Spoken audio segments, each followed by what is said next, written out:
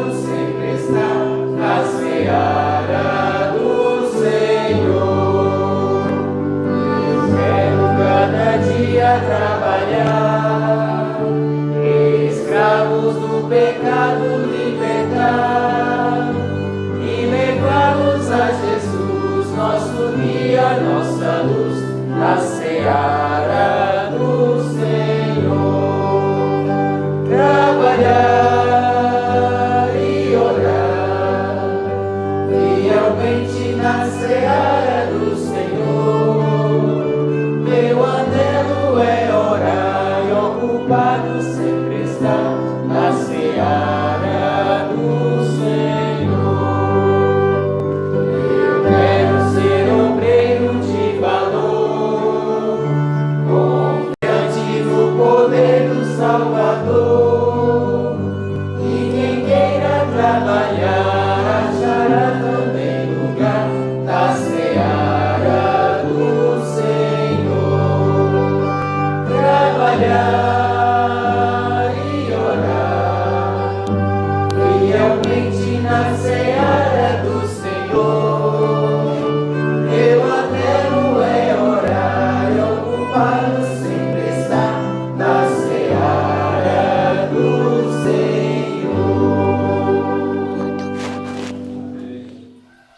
Muito bem, é muito importante trabalhar e orar, que esse hino possa encher seu coração e que você possa meditar no que nós louvamos, Senhor Deus. Mas chegou um momento muito bom que eu gosto muito, que é decorar a palavra do Senhor Jesus. Eu não sei você, mas hoje eu acordei com um hino que já decoramos na nossa mente e eu louvo a Deus porque como é bom acordar com um texto bíblico na cabeça.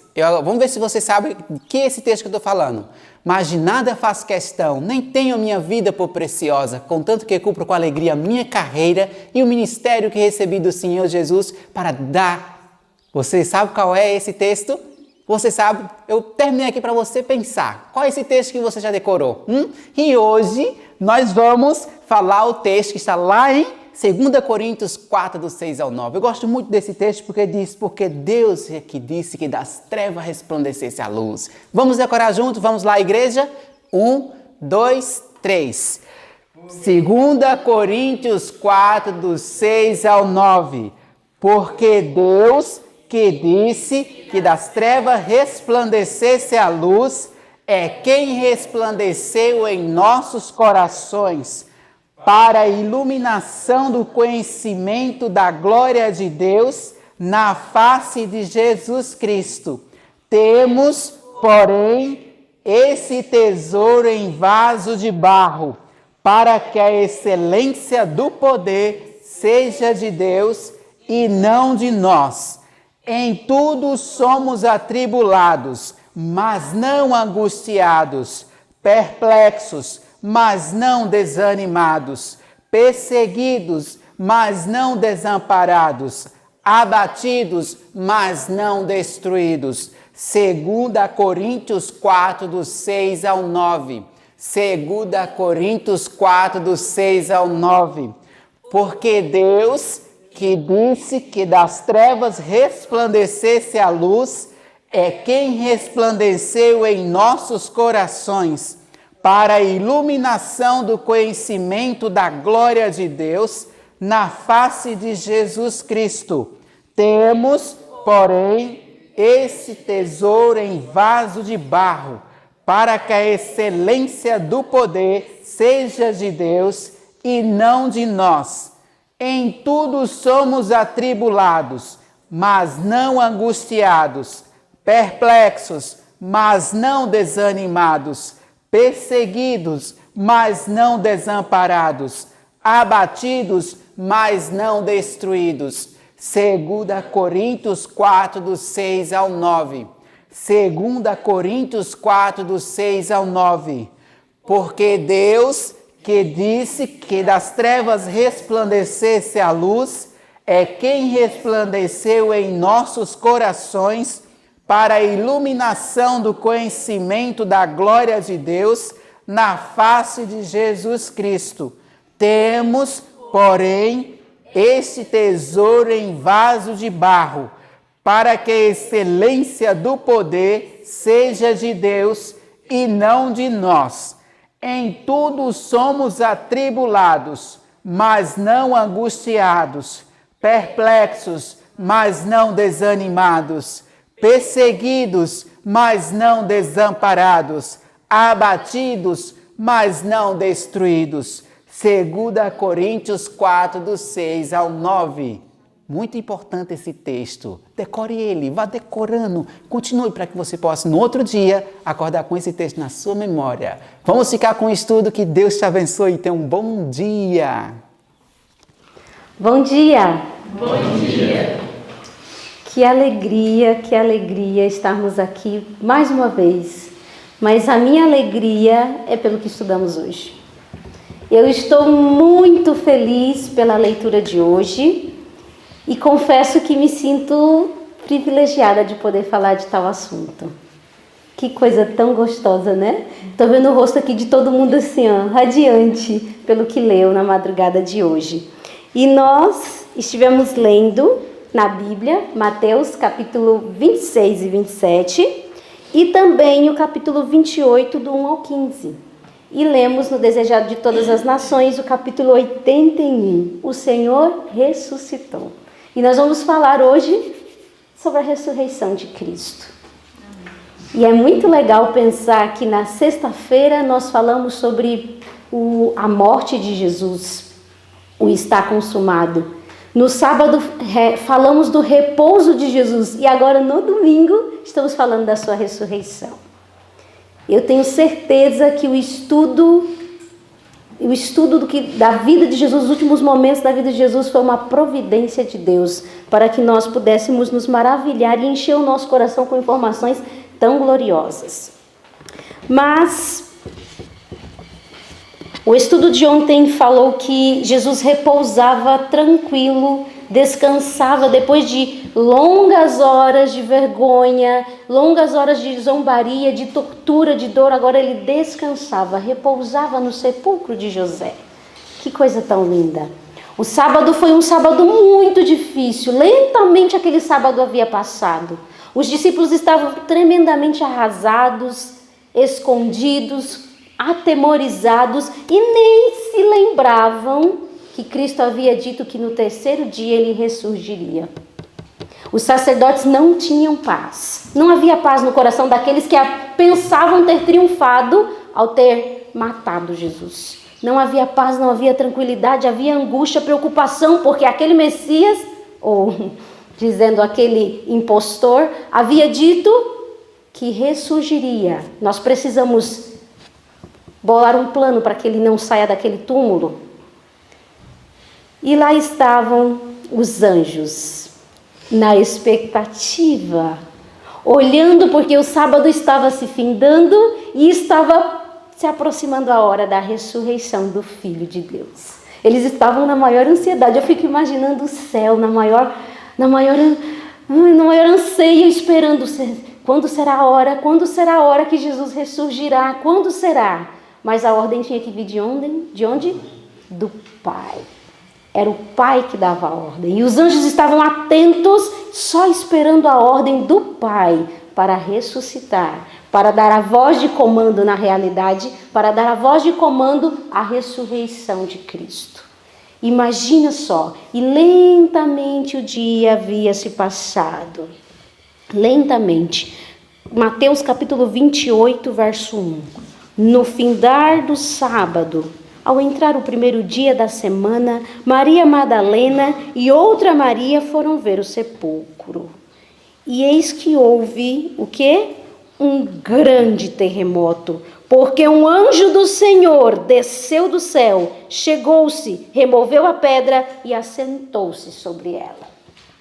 Eu imagino que lá no céu, todos os anjos estavam esperando a ordem e de repente Deus chama Gabriel. Gabriel, aquele que assumira a posição de Lúcifer no céu. E ele fala: Gabriel, eu tenho uma missão para você. Imagina o coração do anjo Gabriel. Imagina como deve ter ficado. A primeira vez na vida de um anjo presenciando tal cena, de ver o Filho de Deus ressurgindo.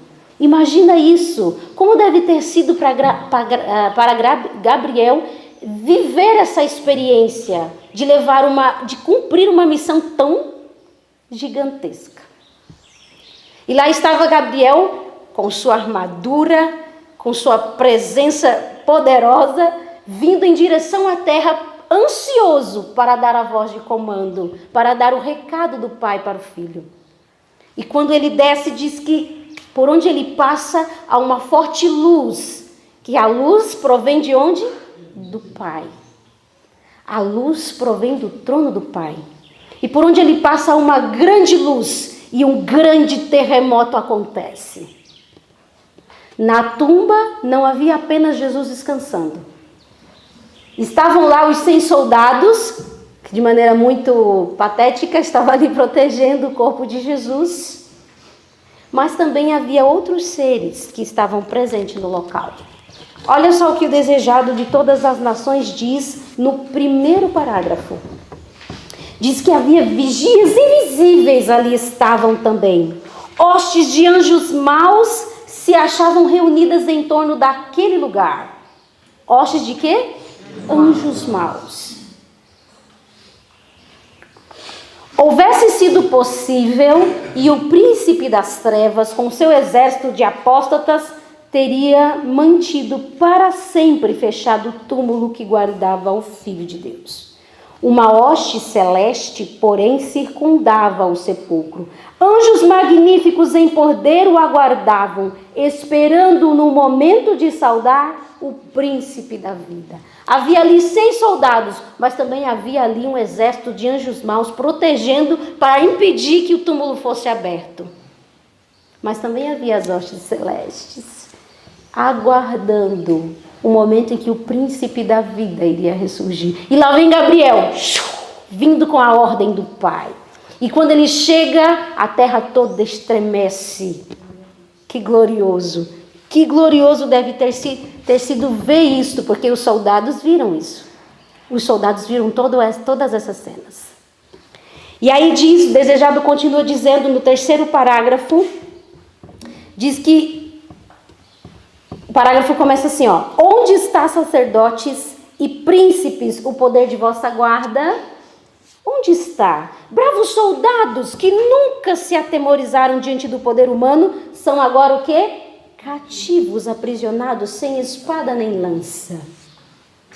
O rosto que contemplam não é de um guerreiro mortal, é a face do mais poderoso das hostes do Senhor. Este mensageiro é o que ocupa a posição da qual caiu Satanás. For aquele que nas colinas de Belém proclamara o nascimento de Cristo. A terra treme à sua aproximação. Fogem as hostes das trevas e enquanto ele rola a pedra, disse-á que o céu baixara à terra. Os soldados o veem removendo a pedra como se fora um seixo. E ouvem-no exclamar: Filho de Deus, ressurge, teu Pai te chama.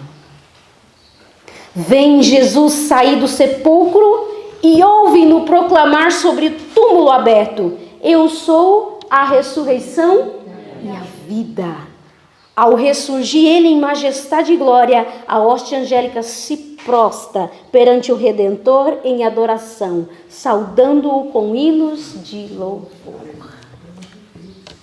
Quantos anjos mesmo foram enviados para que toda a hoste de Satanás saísse correndo? Um único anjo do céu. Foi o suficiente para fazer com que os demônios fugissem, os soldados não resistissem e desse a ordem de comando. Filho de Deus, ressurge, teu Pai te chama. E Jesus sai de maneira poderosa daquele túmulo dizendo: Eu sou a ressurreição e a vida. E o inferno treme, porque ali Satanás entende que chegou o fim do seu reino. Imagina isso. E ele fica furioso porque os demônios fogem da presença de um único anjo. A raiva no coração dele. Mas os demônios não podem resistir ao comando do Pai. Os demônios não podem resistir. E sabe, o verso 6 do capítulo 28, versos 5 e 6 me chama muito a atenção aqui de Mateus, capítulo 28. Mas o anjo, dirigindo-se às mulheres, disse: Não temais, porque sei que buscais Jesus que foi crucificado. Ele não está aqui. Olha o que o anjo diz. Ele não está aqui. Como tinha dito, vinde ver onde ele jazia. E o túmulo estava vazio. Olha que interessante pensarmos sobre isso. Se você for visitar um dia o túmulo de Allan Kardec, na França, estará escrito assim: Aqui jaz ossos mortais de Allan Kardec. Se você for na Índia visitar o túmulo de Buda, vai estar escrito assim, ó: aqui repousam os ossos mortais de Buda. Se você for ao túmulo de Maomé em Meca, estará escrito: aqui jaz os ossos mortais de Maomé. Mas se você for ao lugar onde colocar o corpo de Jesus, em Jerusalém, está escrito: ele não está aqui, pois ressuscitou. Amém. O túmulo está vazio. Glória ao nome de Deus. Que coisa maravilhosa. É algo muito bom. É algo muito bom falar sobre isso. Falar do nosso Deus, aquele que ressurgiu dentre os mortos. Mas, quando os soldados veem toda essa cena, o aspecto daquele anjo como relâmpago, Jesus saindo daquele túmulo, imagina como foi para os soldados olhar para a face de Jesus agora glorificado.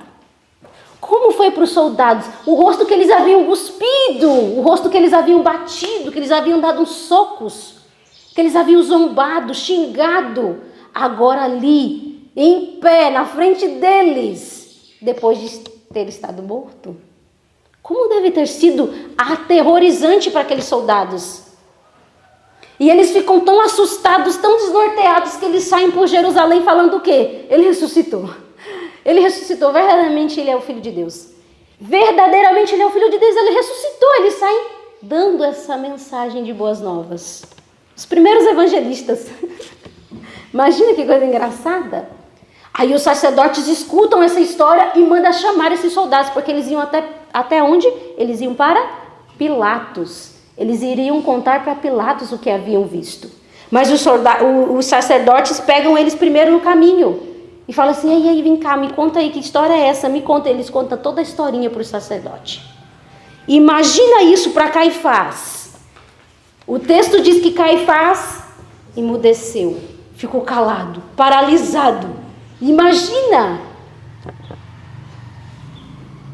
Realmente ele era o Messias. Realmente ele era o Filho de Deus. A convicção, mais uma vez, sobreveio ao coração de Caifás. Mas pior ainda, a ressurreição de Cristo ia contra tudo aquilo que ele cria. Ia contra tudo o que ele cria. E diz que quando os soldados estão saindo, Caifás está ali paralisado, não consegue soltar uma palavra. Uma palavra ele não consegue soltar, até que ele consegue falar. Não, esperem, vocês não podem levar essa notícia. E aí eles compram o silêncio, compram a integridade dos soldados. Não, vocês não vão dizer que ele ressuscitou. Vocês vão dizer que vocês dormiram e que os discípulos vieram e roubaram o corpo. Balela. Mentira tem perna curta e mentira mal contada, então. Porque qual seria o sentido? Qual seria o sentido dessa mentira?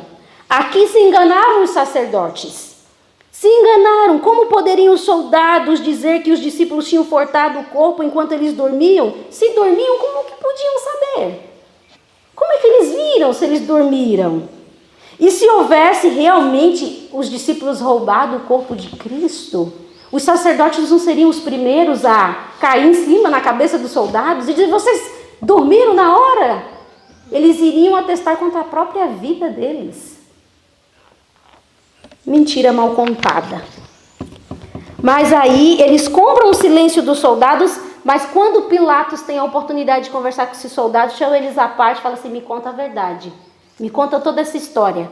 Porque até então, o texto diz que Pilatos estava relativamente descuidoso. Ainda não tinha pesado no coração de Pilatos o que ele havia feito contra Cristo. Mas quando os soldados contam toda a história para Pilato, o texto diz no parágrafo que começa, entretanto a notícia da ressurreição de Cristo fora levada a Pilatos. No finalzinho diz, antes de assim fazer, ele próprio interrogou particularmente os guardas. Estes, temendo pela própria segurança, não ousaram ocultar nada, e Pilatos tirou deles a narração de tudo quanto ocorrera. Não levou adiante a questão, mas desde aquele dia não houve muita paz para ele. Não houve mais paz para ele, para o coração de Pilatos.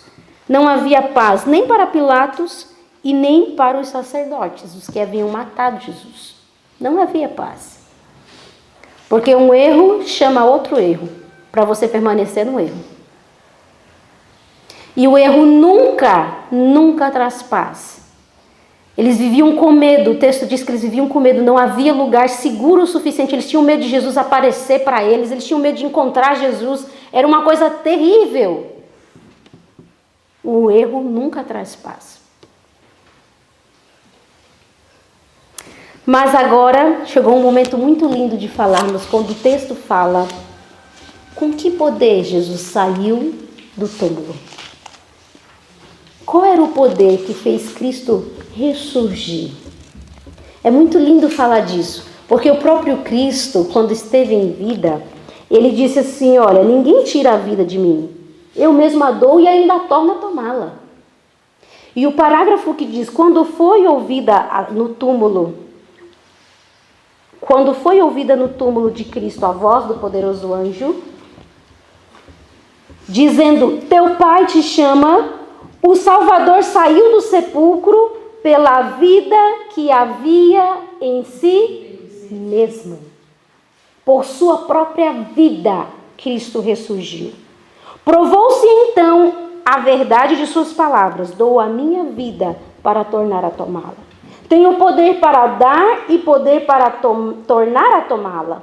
Então se cumpriu a profecia que fizera aos sacerdotes e príncipes, derribai este templo em 3 dias e o levantarei.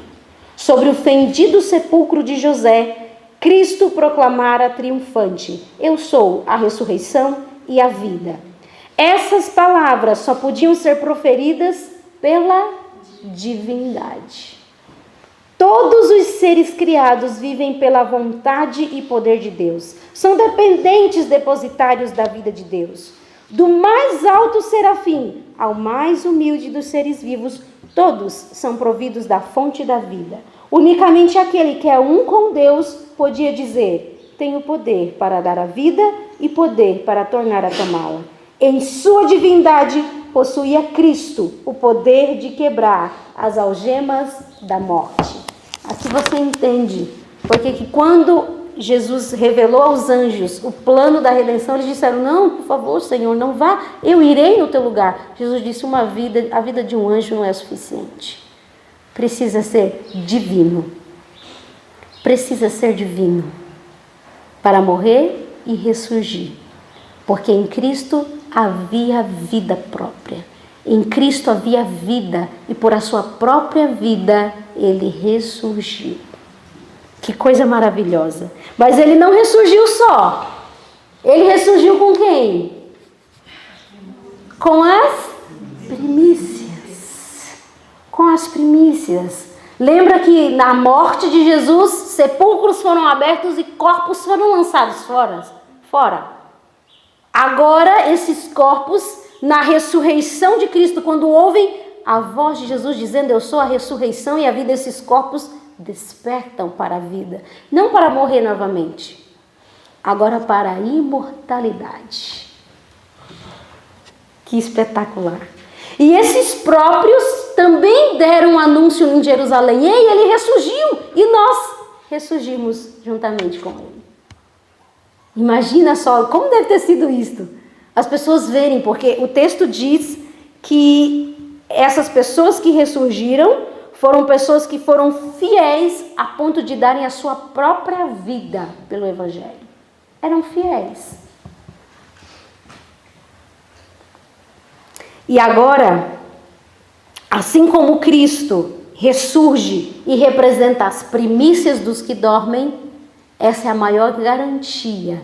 Essa é a maior garantia que a ressurreição ela é real, verdadeira e que ocorrerá na volta de Jesus. O penhor, o nosso penhor está na ressurreição de Cristo e das primícias daqueles que foram fiéis e subiram com Jesus na sua ascensão. Subiram com Jesus, não mais para ver a morte, viver eternamente. Pensa nisso, que coisa gloriosa. A morte de Jesus cumpre a cruz antes da cruz. O que é isso? Antes da cruz acontecer, a cruz já tinha sido revelada para o povo de Israel. Quando você pega as festas, você analisa a cruz cumprindo exatamente cada festa do povo judeu. A Páscoa, o cordeiro que tira o pecado do mundo. Os pães asmos, que não há fermento, não há dolo, não há pecado, é puro, santo. E as primícias, que caíam exatamente no dia que Jesus ressurgiu. E sabe uma coisa interessante do dia das primícias? Todas as festas você vai encontrar A Bíblia trazendo assim, é santa convocação. Obra servis não fará. É santa convocação, é solene, é um dia de descanso. O único dia que não há esse registro das primícias. É o único dia que não era dia de descanso e repouso. Não é interessante isso? É o único dia que não tem essa informação. E no domingo, Jesus ressurge cumprindo a festa das primícias. Aqui estão os primeiros frutos do meu trabalho. Os primeiros. E os primeiros é o penhor de que haverá outros. Haverá outros. Há segurança. Tudo já foi cumprido, exatamente cumprido. E continuará se cumprido conforme Jesus já nos disse. Para o crente, a morte não é senão de pouca importância. Eu fiquei pensando nessa frase. Para o crente, a morte não é senão de pouca importância. Talvez a nossa maior inimiga hoje seja a morte. Quem consegue controlar ela? Quem consegue controlar a morte? Ninguém. Jesus, a Maria está dizendo aqui, Jesus. A nossa maior inimiga. Mas para o crente, pouca importância. Cristo fala dela como se fora de pouco valor. Se alguém guardar a minha palavra, nunca verá a morte. Nunca provará a morte. Para o cristão, a morte não é mais que um sono, um momento de silêncio e escuridão. A vida está escondida com Cristo em Deus. E quando Cristo, que é a nossa vida, se manifestar, então também vós vos manifestareis com Ele em glória. A voz que bradou da cruz, está consumado, foi ouvida entre os mortos. Penetrou as paredes dos sepulcros, ordenando aos que dormiam que despertassem. Assim será quando a voz de Cristo for ouvida do céu. Ela penetrará as sepulturas e abrirá os túmulos, e os mortos em Cristo ressurgirão.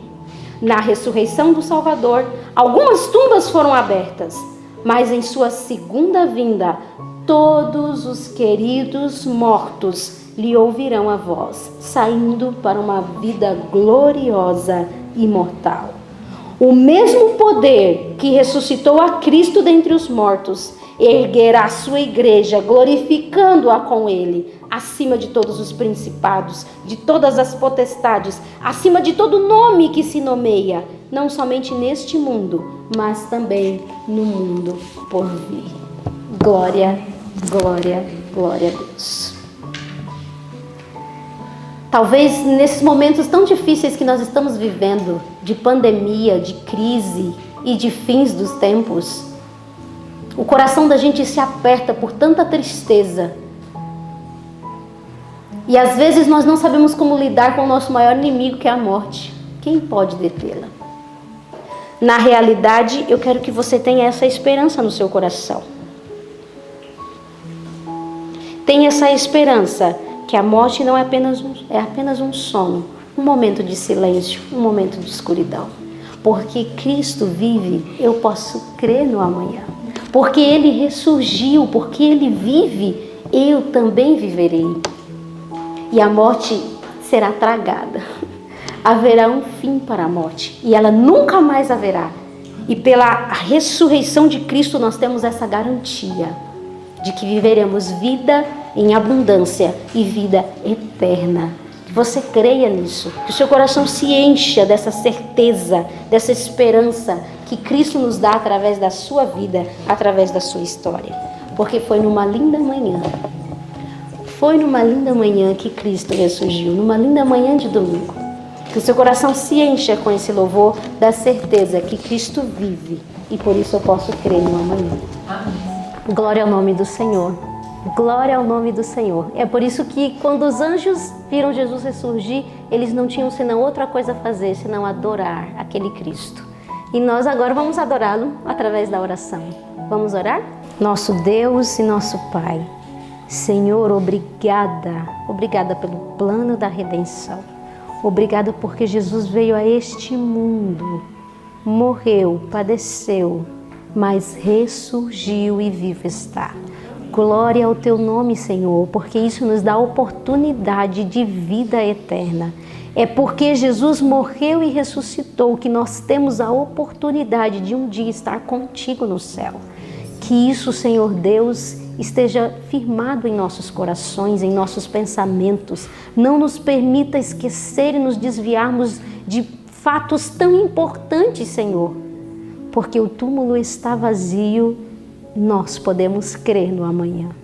Porque Jesus vive, nós também viveremos. Glória ao teu nome, e nós louvamos o nome de Jesus e por isso oramos no nome dele. Amém. Obrigada por estar conosco. Que Deus te abençoe e até amanhã. Até amanhã.